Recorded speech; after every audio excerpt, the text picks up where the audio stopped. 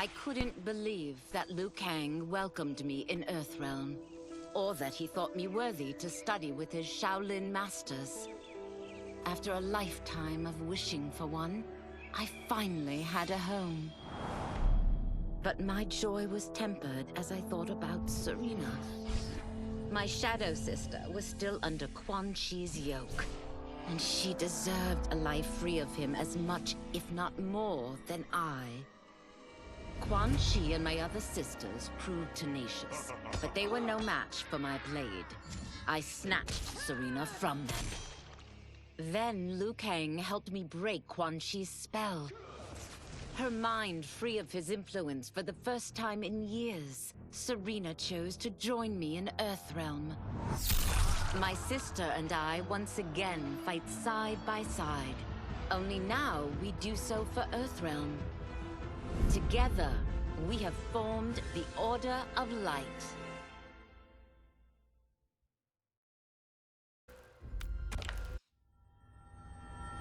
While the regime had changed, little else had.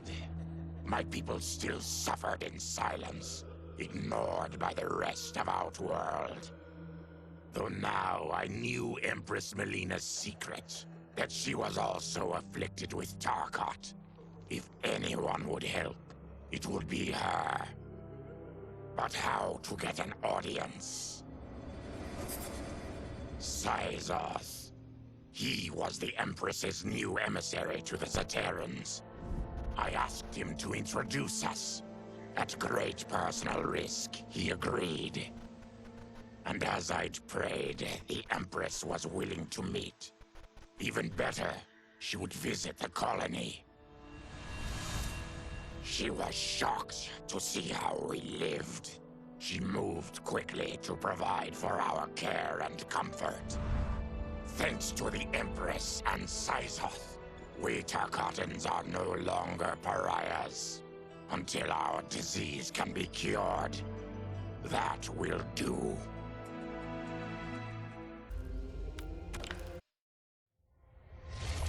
Though the barriers between timelines had been rebuilt, there was no question that they could again be broken. Protecting this timeline would require eternal vigilance, so that it could not fall victim to further outside aggression. But nothing in my countless lifetimes had prepared me for this task. In none of them had multiple timelines ever coexisted. Monitoring them for threats was an entirely novel problem. It would require a novel solution. I discovered that though the timelines no longer touched, their meeting had left them intertwined. I can now secretly surveil all timelines, keeping watch for potential danger. It pleases me to do this service for the new era. Lord Liu Kang may rest assured that it is secure.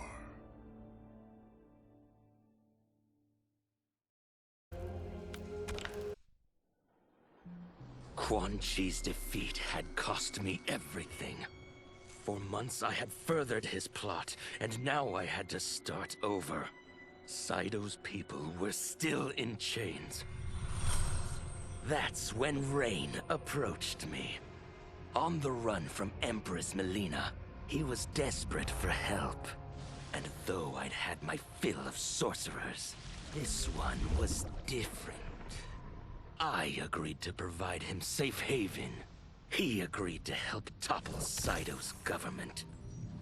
And topple it we did.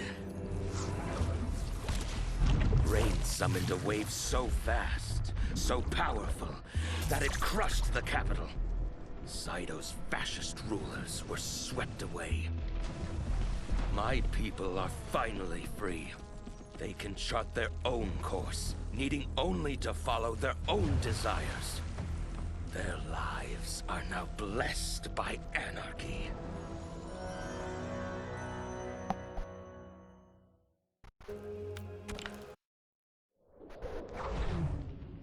Since this whole thing kicked off, I'd wondered why Liu Kang chose me to be a champion. I mean, sure, I was killing it as a martial arts star, but it's one thing when it's all for show. It's different when you're playing for keeps. Then Liu Kang let me in on his master plan.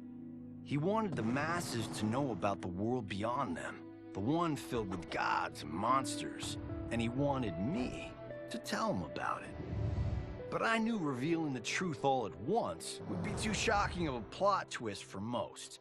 That's why I pitched doing a bunch of stories, to slowly get people used to it. And if there's one thing I can do, besides kick ass in combat, it's build a cinematic universe. I'm serving up movies, streaming series, games, you name it. I like that I'm doing a public service. And it doesn't hurt that I'm making more than a few bucks. It's the kind of synergy that would make any studio mogul proud.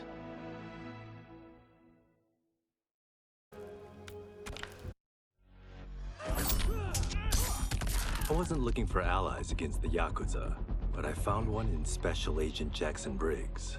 He'd heard gangsters plotting to kill me on a wiretap and came calling, hoping I'd be his informant. We planned to part ways when we got the job done, but then Shang Tsung showed up to steal Sento. Needless to say, Jackson had questions. It blew his mind to hear that the stories in Johnny's movies were real. Once the shock wore off, Jackson quickly sized up the threats Earthrealm faced. To deal with them, he got his bosses at the FBI to form the Outworld Investigation Agency. When he asked me to sign on, I hesitated. After all, me? A government agent? But it's an important job. And more importantly to me, an honest living.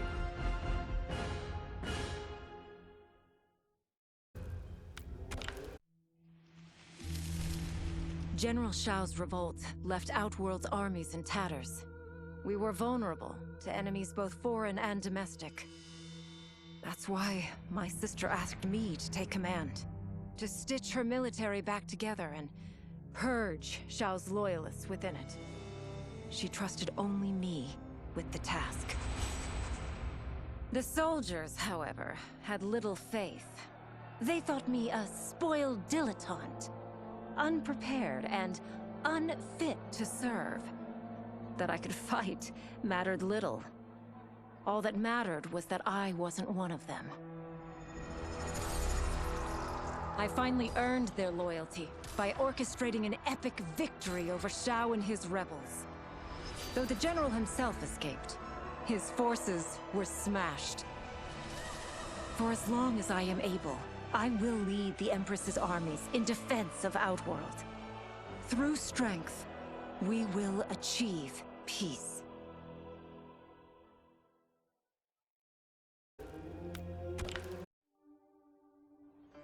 It was inevitable that the Shaolin Masters had me join them. They knew just how much future initiates could learn from me. Shujinko was one of my earliest. His ability to absorb anyone's powers and skills was amazing. With the right training, he could become our greatest champion. I knew that I alone could give it to him. But as his proficiency grew, so did his ego. In love with himself and his power, Shujinko became a threat to the realms. He hadn't learned humility, because I wasn't the one who could teach it. I should have listened to Raiden's warning and not tried to train Shujinko alone. After he was subdued, Shujinko's accumulated abilities and memories were taken from him. He is once again a new initiate, ready to begin his training. This time, Raiden and I train Shujinko together. He will become the champion he is destined to be. and I will fulfill my duties humbly and cooperatively.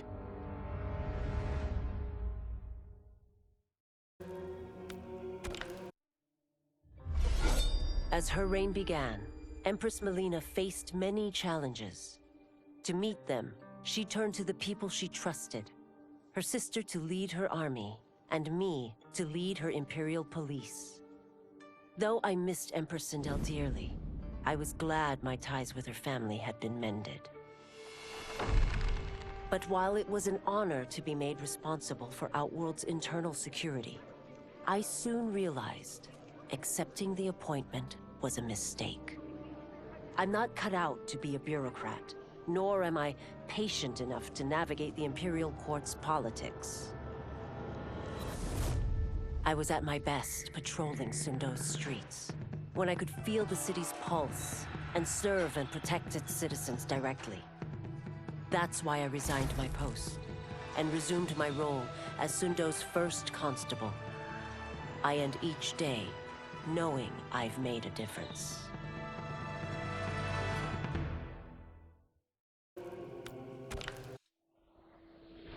My loyal partner had warned me. Reclaiming my power as Keeper of Time might have unforeseen consequences. In this, as in most things, he proved prescient. The process I had undergone did irreparable harm to my body. Taking back my power had cost me my immortality. While my lifespan would still stretch across eons, I would one day perish. And if the war with Titan Shang Tsung taught me anything, it is that this timeline is not safe without a protector. Yet I had never given thought to choosing a successor. Who is it that could replace me and protect my new era? The answer, of course, is Geras. Tireless and meticulous, he is perfectly suited to be entrusted with this grave duty. And no one knows better the temptations of the Hourglass.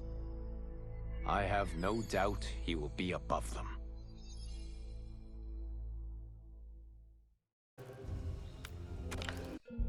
Though worried about how the public might react, I met with Baraka to discuss his Tarkatans. Speaking from his heart, he moved me. I agreed to visit his colony and see how his people lived. The conditions were atrocious. This was one of my mother's few mistakes. Like all Outworlders, she treated Tarkatans with scorn. What they deserved from us was compassion. And the only way to get it for them was to reveal my affliction. To show all my subjects that even an Empress could get Tarkat. The scandal my revelation caused was intense.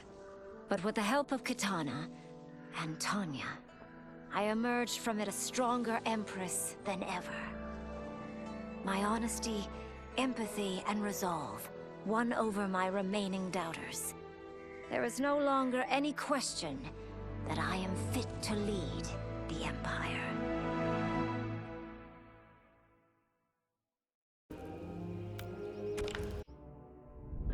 Quan Chi's plot collapsed. Along with it, my plan to secure new beings to feed my starving people. Because I'd advocated for partnering with him, I was held responsible. If I didn't seize for Viternus' new feeding grounds, the Coven would banish me. But then, I had a revelation. I didn't need to conquer realms to feed my people. I simply needed to capture enough beings to breed them. Once they multiply, Viternus will have a limitless, renewable source of food. And I only need a few thousand to start. A number so small compared to the billions in the realms that no one will notice as people go missing. But it will be more than enough to establish our breeding stock and feed a ravenous Viternus.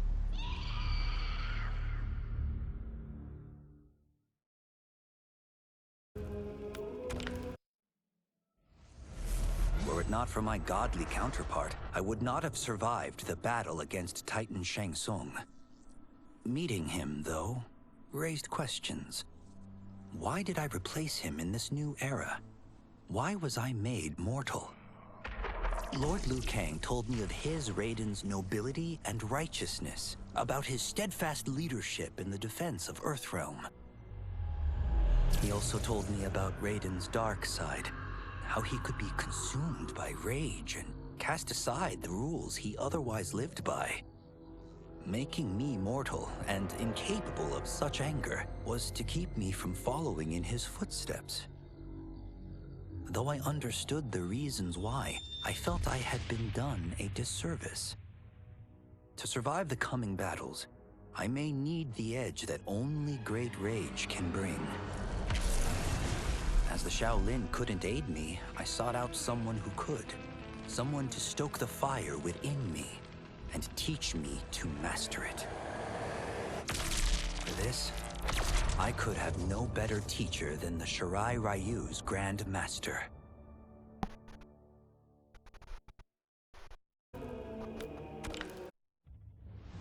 To elude capture by Empress Melina, I joined Havoc's crusade in Saido.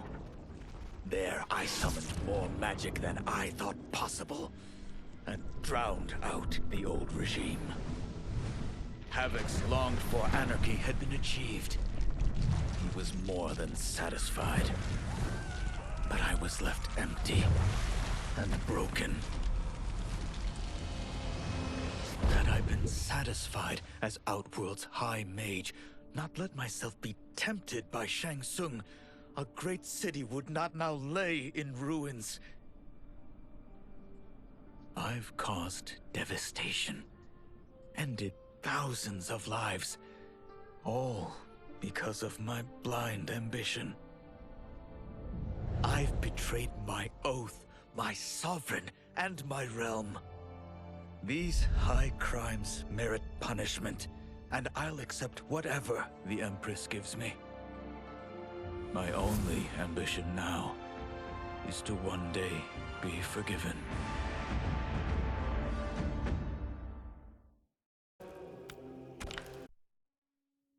With General Shao freed from prison, we began raising a new army against the royal family. Though many were eager recruits, few were good at soldiering. It was so bad, the general was forced to change tactics. He decided that we needed a doomsday weapon. That weapon isn't a thing, though. It is a monster. Onaga, the Dragon King. The general told me the old legends were true. That his ancient ancestor defeated Onaga, trapping him deep inside Mount Sagan. The Dragon King is still there today. His pent-up fury waiting to be unleashed. Because Onaga is so dangerous, the general wouldn't risk trying to tame him before. But now, he feels we have no choice. Though I likely won't survive, I accept this mission gladly. I can think of no greater honor than to give my life in the general's service.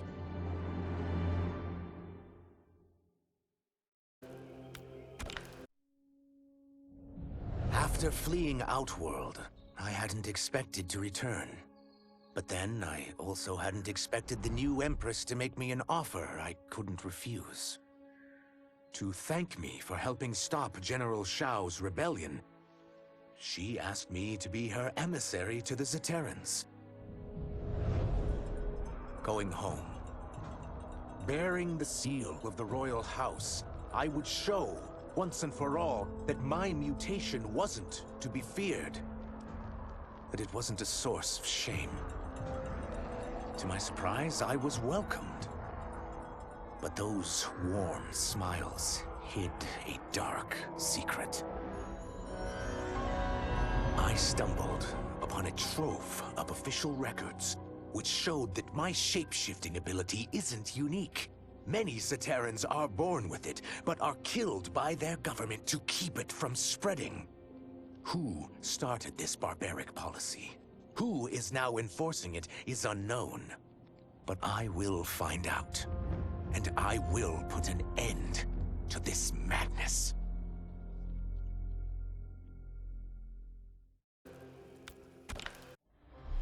No sooner had Titan Shang Tsung been defeated than Bihan and his loyalists hunted us down. Outnumbered, we fled to Japan. There, we sought refuge from an old family friend. As children, we played together. But Harumi Shirai was a woman now, the head of her clan. Her strength, beauty, and intellect awed me. Also incensed by Bihan's betrayal, Harumi agreed to help me forge a new clan, one that would stand against him and defend Earthrealm. Her aid proved invaluable, and as time went on, we grew closer. To honor Harumi and pay respects to my new bride, I named the clan after her, calling it the Shirai Ryu. Now the battle against my brother begins in earnest. The Shirai Ryu won't rest until Bihan is defeated and the Lin Kuei's honor restored.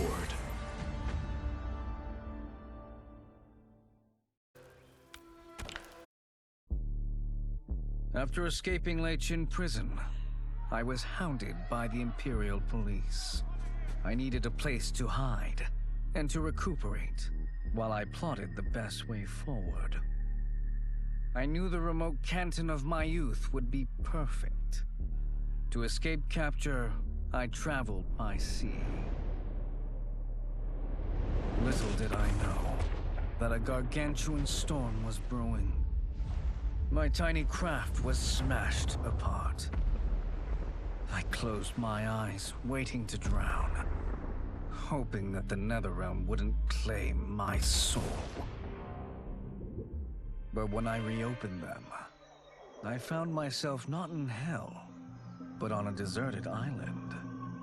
From its ruins, I could tell that great sorcerers had once lived there. In the caves beneath the ruins, I found what I can only describe as a well of souls. Once I learn how to wield its power, I will become invincible.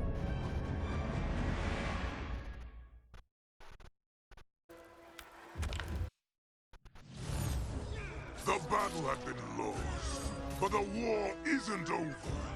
I won't stop fighting until I take Outworld's throne. That they thought Lei Chin prison would hold me is laughable. Once free, I began planning my next campaign. I would need an unstoppable army to overthrow Melina. Unfortunately, most of my former soldiers lacked the courage to rally to my standard. Rebuilding my army would require finding new recruits. And that task is proving easier than expected. Outworld's golden age has left more than a few behind. Without hope, without power, they eagerly heed my call to tear down Melina's government.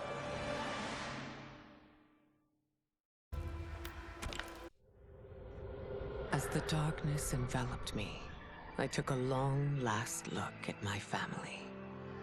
I did not expect to see them again until their souls joined mine in the living forest. But miraculously, my beloved husband delivered me from oblivion. Though he couldn't save my body, Jared had preserved my soul. Like him and countless others, I am now a part of Ermac. Yet ours is not a peaceful repose. The collected souls within Ermac have their own needs and agendas. before we can speak as one, we must first reach consensus. I had thought, as the former rulers of Outworld, I and Jared would hold sway. But here we are, two souls among many thousands, fighting for the right to be heard. And if there is one thing we do well together, it is fight. We will win the right to govern Ermac as we once had governed Outworld. And we will rule for the benefit of all.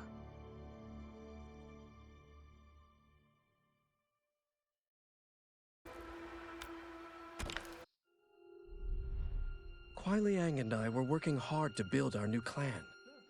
But even with the help of his close friend Harumi, it was difficult. The biggest problem was finding the right initiates. Then, one night, while walking outside Harumi's compound, I was attacked.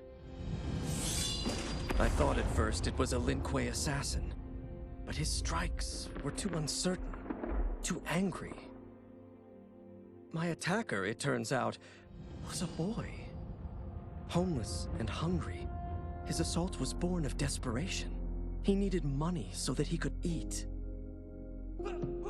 It was like looking at myself 15 years ago. I would have ended up just like him if the Lin Kuei hadn't taken me in. So I took the boy to Kuai Liang, who also appreciated his fire. We made him our first initiate. The boy's name?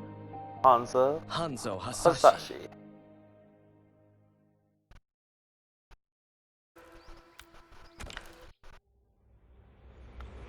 I had broken the Lin Kuei free of Liu Kang's enslavement. We were now masters of our destiny, and could take our place among Earthrealm's great nations.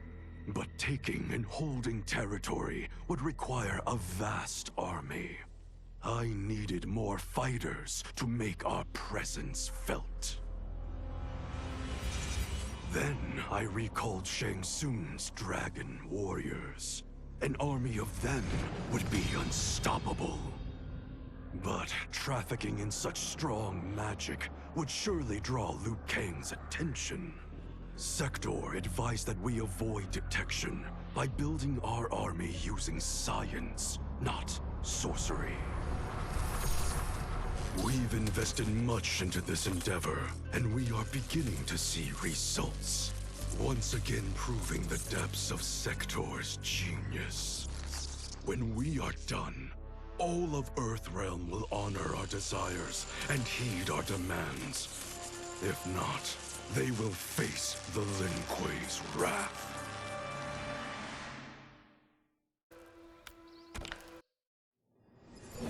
Until recently, I hadn't met Li Mei, but I had heard the stories. How the Umgadi's matron superior blamed her for not preventing Emperor Jared's murder. How she quit in disgrace rather than accept punishment. But those stories didn't fit the woman I now knew. Li Mei would never have been so negligent. Eventually, I uncovered the truth. The failures and mistakes which led to the Emperor's murder, they resulted from poor decisions made by the matron superior themselves. They made Li Mei their scapegoat. When the Empress found out, she wanted the Umgadi disbanded. But I convinced her that it could be reformed. To make sure it did, she put me in charge. I am humbled by this sacred responsibility. The Umgadi, my sisters, they are my life. I will not let them be brought down by the acts of a selfish few.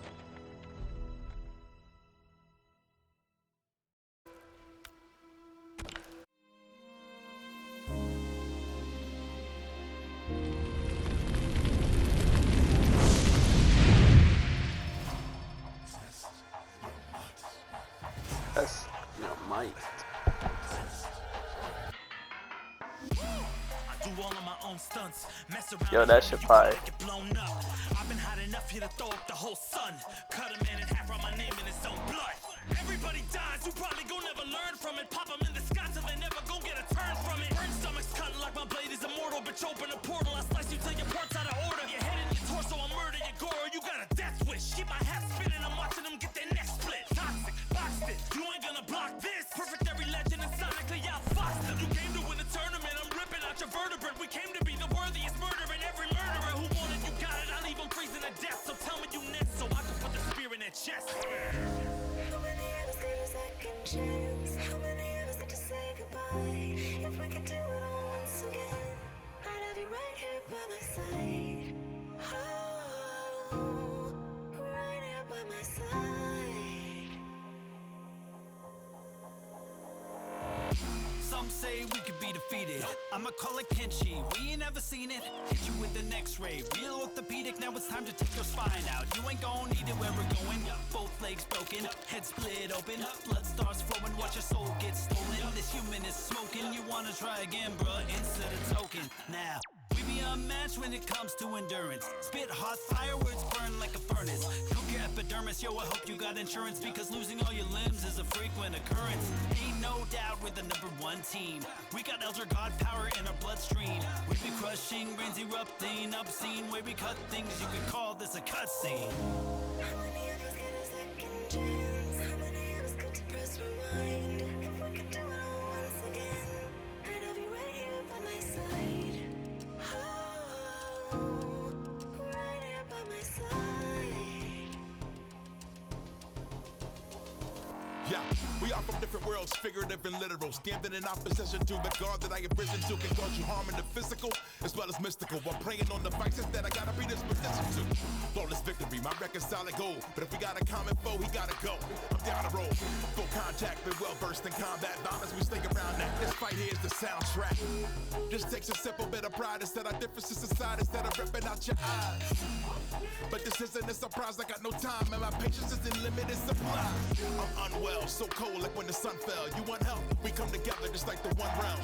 This war's endless, rest partially mended. Fatalities to friendships, now we gotta end this.